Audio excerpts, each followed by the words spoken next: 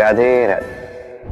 संसार में संबंध बहुत ही महत्वपूर्ण होते हैं। अब प्रश्न ये उठता है कि संबंध कैसे होने चाहिए। संबंध शब्द के प्रारंभ में ही सम शब्द आता है।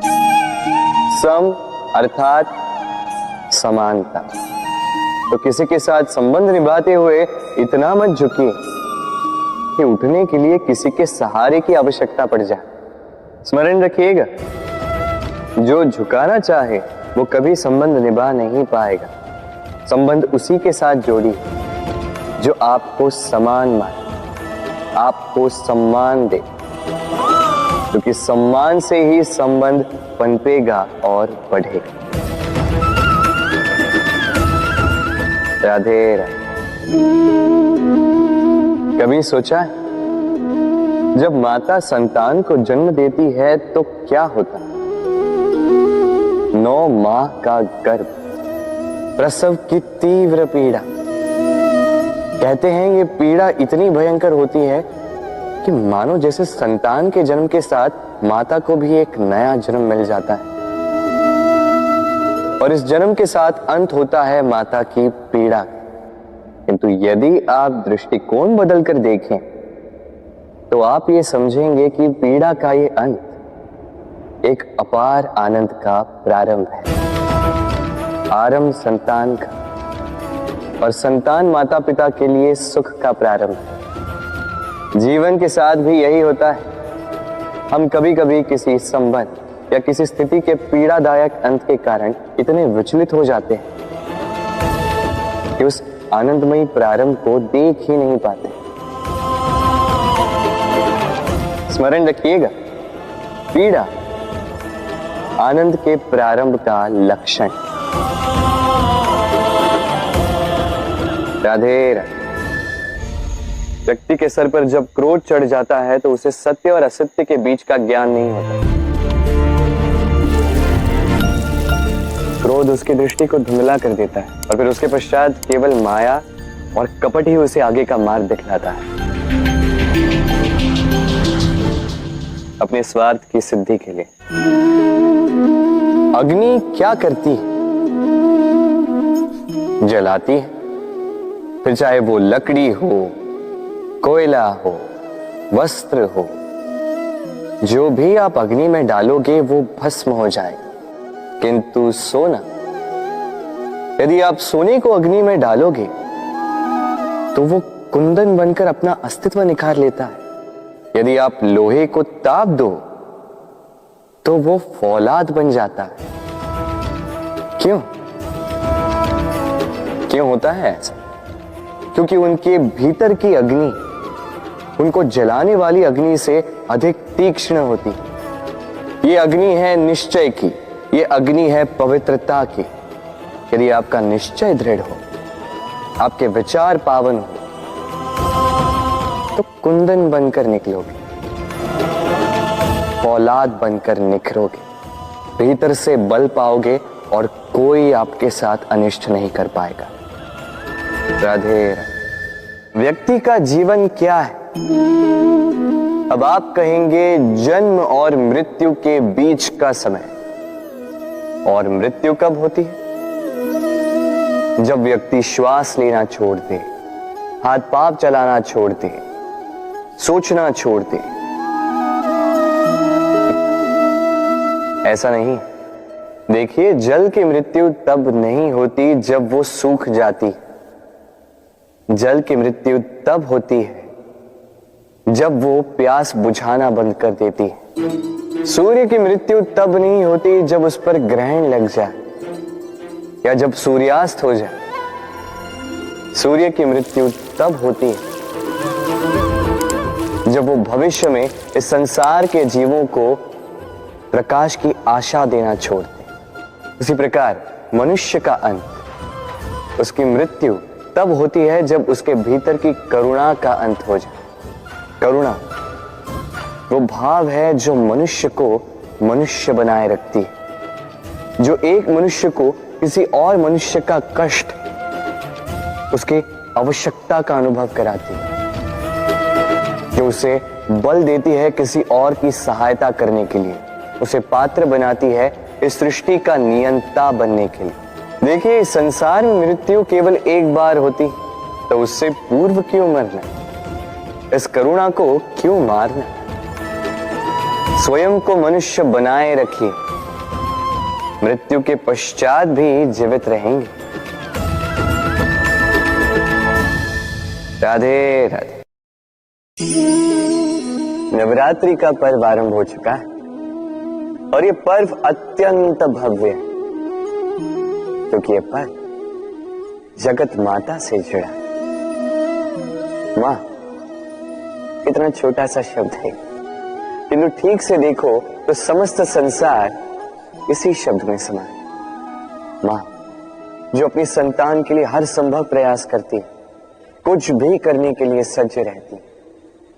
मां जिसका सबसे बड़ा गुण निश्चलता, मन में ना कोई पूर्वाग्रह, ना कोई भेदभाव, ना कोई छल कपट, और इतनी भोली होती है मां।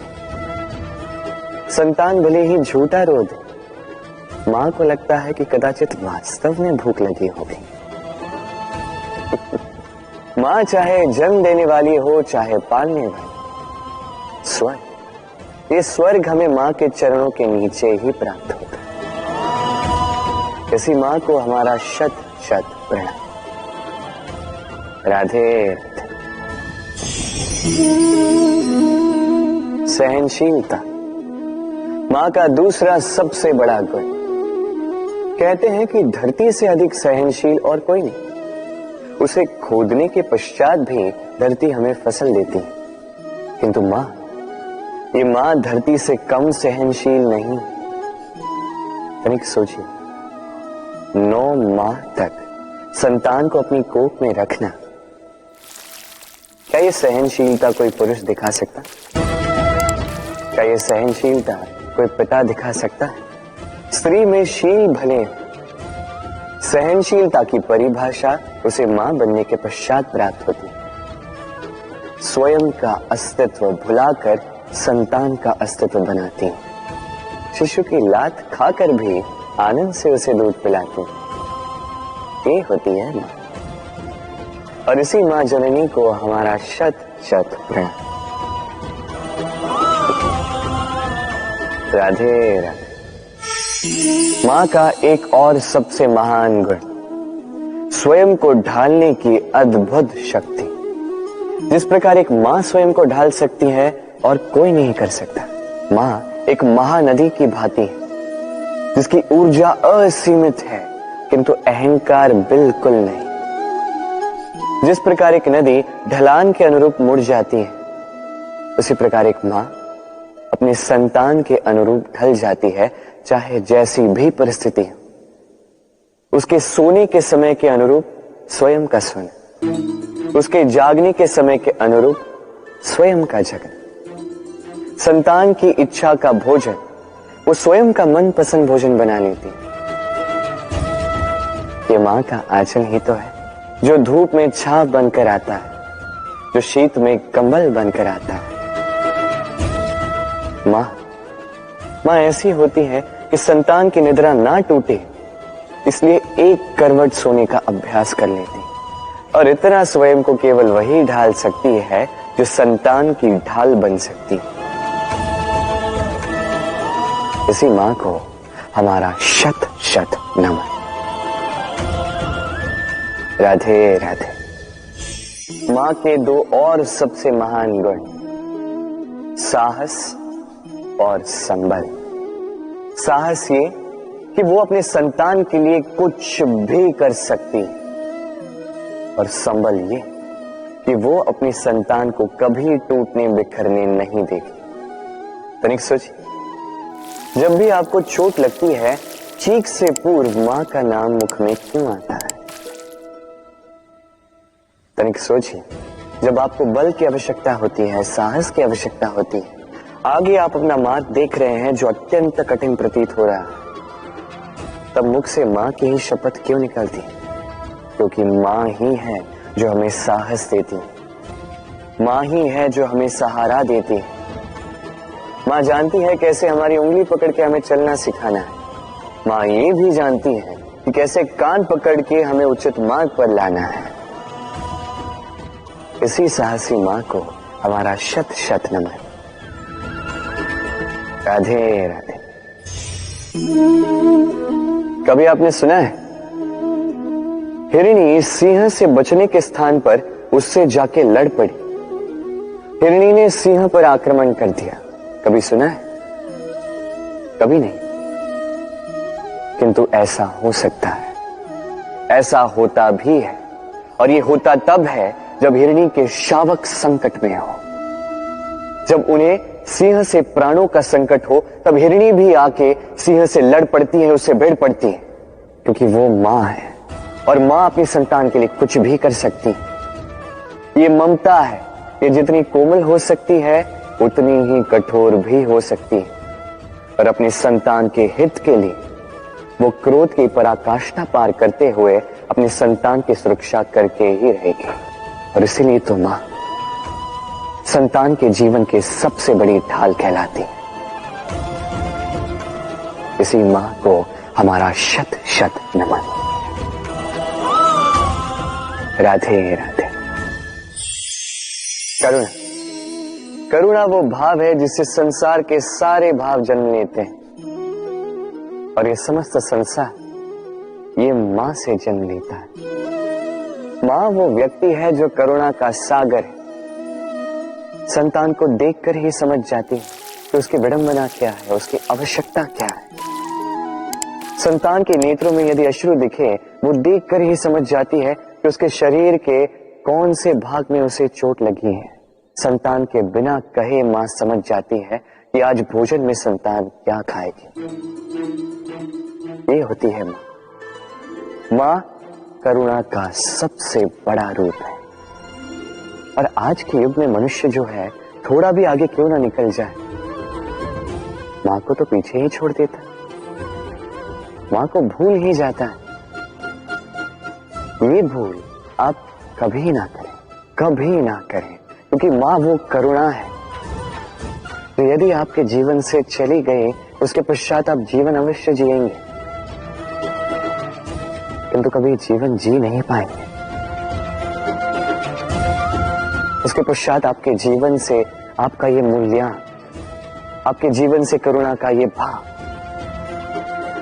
ये भी आप खो दोगे। आपकी मां सबसे अधिक महत्वपूर्ण है। यदि मां को खो दिया तो समझ लीजिए सब कुछ खो दिया। इसलिए मां को सदैव स्मरण रखिए, सदैव उसे प्रेम दीजिए, और मेरे साथ कहिए राधे राधे। आज विजयदशमी, वो दिन है जब श्री राम ने रावण का वध किया। वो दिन है जब श्री राम ने लंका पर विजय प्राप्त की। लोग कहते हैं कि ये अच्छाई की बुराई पर विजय का प्रतीक है। इसे देखने का एक और रूप भी है। जी हां, ये प्रेम के विजय का भी प्रतीक है, ये परिवार के विजय का भी प्रतीक है। आपको तो ज्ञात होगा ही कि रावण महाज्ञानी था, महाशक्तिशाली था, महादेव का परम भक्त था रावण। अब जो व्यक्ति कैलाश पर्वत उठा सकता था, वो व्यक्ति स्वयं एक कटे हुए वृक्ष की भांति श्री राम के चरणों में गिरा हुआ था। क्यों? क्योंकि राम के साथ लक्ष्मण थे, वही रावण के साथ विभीषण भी नहीं था। एक और परिवार में बढ़ता प्रेम था, तो दूसरी ओर परिवार में बढ़ती दरार। स्मरण रखिए, यदि संसार पर विजय प्राप्त करनी है तो सर्वप्रथम परिवार में प्रेम बनाए रखना होगा। परिवार में केवल प्रेम बढ़ाइए, द्वेष कभी नहीं। आप सदैव सुखी रहेंगे और जीवन की हर बाधा पर आप विजय प्राप्त करें। राधे।